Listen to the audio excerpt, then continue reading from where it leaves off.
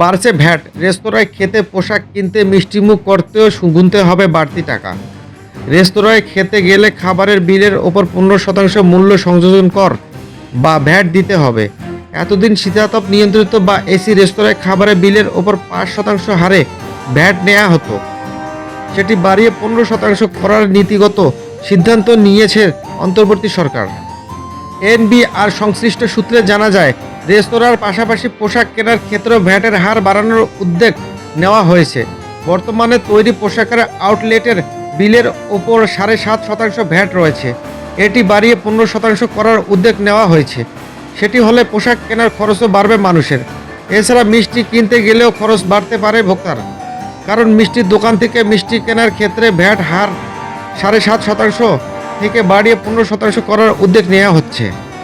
NBR সংশ্লিষ্ট সূত্র জানায়, চলতি 2024-25 অর্থবছরের মাঝপথে এসে হঠাৎই ভ্যাট, সম্পূরক শুল্ক সহ বিভিন্ন ধরনের কর বাড়িয়ে রাজস্ব বাড়ানোর উদ্যোগ নেওয়া হয়েছে। প্রাথমিকভাবে 43 ধরনের পণ্য ও সেবায় ওপর 15% ভ্যাট আরোপ করা হবে। গতকাল প্রধান উপদেষ্টার কার্যালয়ে অনুষ্ঠিত উপদেষ্টা পরিষদের বৈঠকে ভ্যাট বাড়ানোর প্রস্তাব উত্থাপন করা হয়। রেস্তোরাঁ, পোশাক, হোটেল ছাড়াও অন্য যেসব খাতে 15% ভ্যাট বসাতে যাচ্ছে, তার মধ্যে অন্যতম হল উৎপাদন পর্যায়ে বিস্কুট, আচার, CR coil, mattress, transformer, tissue paper ইত্যাদি। এছাড়া বাংলাদেশ রোড ট্রান্সপোর্ট অথরিটির ড্রাইভিং লাইসেন্সের কার্ড বানানোর সময়ও 15% ভ্যাট আরোপের উদ্যোগ নেওয়া হয়েছে।